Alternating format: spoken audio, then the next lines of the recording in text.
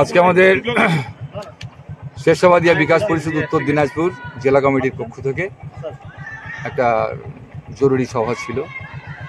সভাতে বিশিষ্ট লোকদের ডাকানো হয়েছিল আমাদের শেরশাবাদিয়া, তার সঙ্গে মাইনরিটির যে সমস্ত এলাকার লোক বিশিষ্ট ব্যক্তি ছিলেন তাদেরকে আমরা ডেকেছিলাম। আমাদের বিভিন্ন আলোচনা ছিল আজকে, যেমন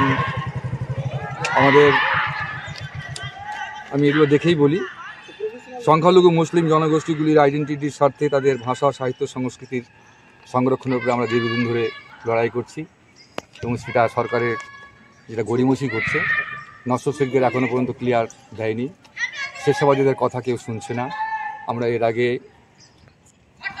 রাজ্য সম্মেলন করেছি, জেলা সম্মেলন করেছি, বিভিন্ন রাজনৈতিক প্রতিনিধিকে আমরা পেয়েছি, এমএলএ এমপিদেরও পেয়েছিলাম। তিনারা কথা দিয়েছিলেন যে আমাদের নিয়ে ভাববেন, আমাদের সমস্যাগুলোকে বলবেন তাদের ঠিক জায়গাতে গিয়ে। অদ্যাবধি আমরা কোনো ফিডব্যাক পাইনি, তারা কিছু বলেননি। তাই আজকে আমরা দুঃখ প্রকাশ করলাম এবং তাদের উদ্দেশ্যে আমরা জানাতে চাইছি যে আমাদের যে দাবিগুলো রয়েছে, যেমন ওয়াকফ সম্পত্তির চিহ্নিতকরণ ও তার সদ্ব্যবহার। ওয়াকফের প্রচুর সম্পত্তি রয়েছে সারা বেঙ্গল জুড়ে, সারা ভারতবর্ষ জুড়ে। তার সদ্ব্যবহার যে স্পষ্টীকরণ সরকারের তরফ থেকে করার কথা ছিল, করেননি।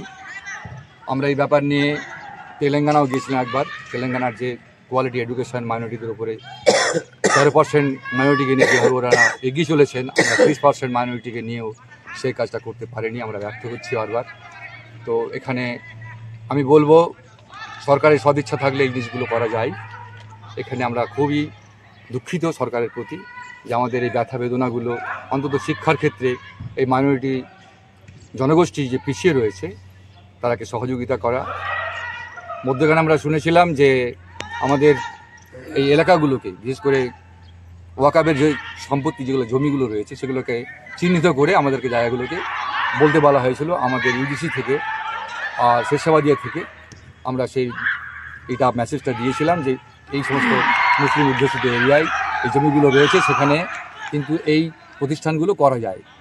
অদ্যাবধি সেগুলো সম্বন্ধে কোনো আলোচনা সরকার তরফে কেউ করছে না। আমরা সত্যি খুবই দুঃখিত এই ব্যাপারটা নিয়ে। আর আমাদের বর্তমানে যে সংকট অবস্থা মাইনরিটিদের, দলিতদের উপরে, সেটা নিয়ে আমরা সরকারের দৃষ্টি আকর্ষণ করলাম। সেটা হচ্ছে যে দলিতদের উপরে এবং মাইনরিটি মুসলিমদের উপরে যে শরীয়তি আক্রমণ, তাদের উপরে যে এই যে বর্ণাশ্রম যে আবার চালু করেছে, অত্যাচার হচ্ছে, মব লিঞ্চিং হচ্ছে, তাতে আমরা হয়তো খুবই অনেকটাই ভালো আছি বেঙ্গলে, কিন্তু অন্যান্য রাজ্যগুলোতে যেভাবে চলে আসছে এই অত্যাচারগুলো ক্রমশ বেড়েই চলেছে। আর ভোটের সময় আসলেই আমাদেরকে বিভিন্নভাবে ব্যবহার করা হয়।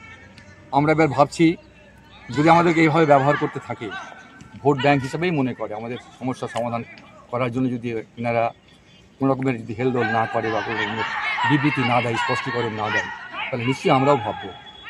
আমি বলতে চাই, এইরকম একটা ক্রুশিয়াল মুহূর্তে আমাদের মাইনরিটিদের উপরে যে অত্যাচার হচ্ছে, বেড়ে যাচ্ছে, এবং মাইনরিটিদের সমস্যাগুলিকে সমাধান করতে সরকার ব্যর্থ হচ্ছে বারবার, সেটা রাজ্য সরকার হোক আর কেন্দ্রীয় সরকার হোক, যদি তারা এরকম করতে থাকে তাহলে নিঃসন্দেহে আমরা কিন্তু এই ব্যাপারটা নিয়ে আমরাও বিকল্প চিন্তা ভাবনা করব।